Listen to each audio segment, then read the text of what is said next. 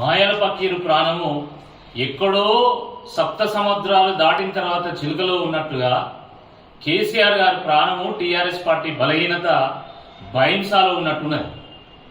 అందుకనే ఎప్పుడు బైంసా పేరు చెప్పినా లేదా భాగ్యనగర్లో ఉన్నటువంటి పాత బస్తీ పేరు చెప్పినా కూడా కేసీఆర్ గారు ఉలిక్కి పడతా ఉంటారు.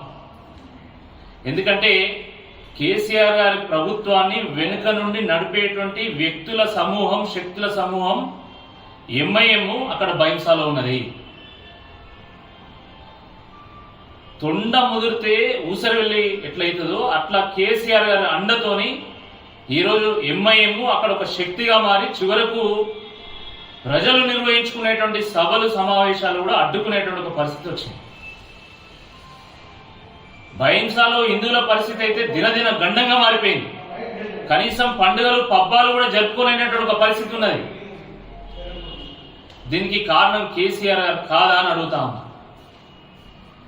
తన రాజకీయం కోసం ఈరోజు ఇలాంటి అరాచక శక్తులను, దేశ వ్యతిరేక శక్తులను సాకుతున్నటువంటి విషయము వాస్తవం కాదా అని అడుగుతున్నాం.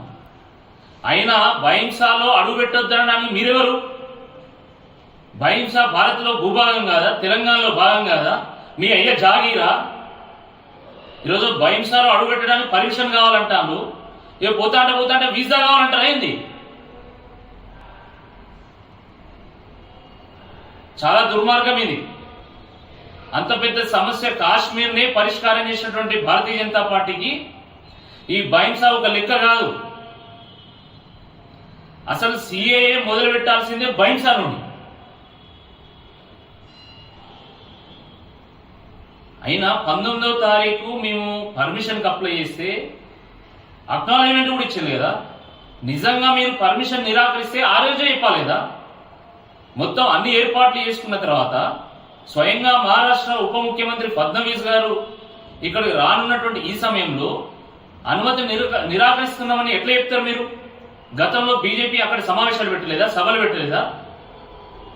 వేలాది మందితోని అమిత్ షా గారి సభ పెట్టలేదా? అక్కడ ఏదైనా ఒక చిన్న సమస్య అయినా ఏర్పడ్డదా? మరి ఏ కారణం చేత ఈరోజు మీరు ఆపుతున్నారు? అంటే కేవలం భారతీయ జనతా పార్టీని అడ్డుకోవాలి, అక్కడ హిందువుల మీద జరుగుతున్నటువంటి అరాచకాన్ని ఎక్కడ బండి సంజయ్ గారు ఎత్తి చూపుతారో, ఎక్కడ మాకు పుట్టగతులు లేకుండా పోతాయి అనేటువంటి ఒక భయంతోనే ఈ రకంగా చేస్తున్నారు. హాయ్ ఫ్రెండ్స్, మా టుడే టుమారో యూట్యూబ్ ఛానల్ చూస్తున్నందుకు చాలా థ్యాంక్స్. మరిన్ని లేటెస్ట్ వీడియోస్ కోసం వెంటనే సబ్స్క్రైబ్ చేయండి. అలాగే ఈ బెల్ ని కూడా రింగ్ చేసేయండి. మా నోటిఫికేషన్స్ అన్ని మీ మొబైల్లో వస్తాయి. అలాగే మా వీడియోస్ మీకు నచ్చితే లైక్ చేయండి, షేర్ చేయండి, నచ్చకపోతే కామెంట్ చేయండి.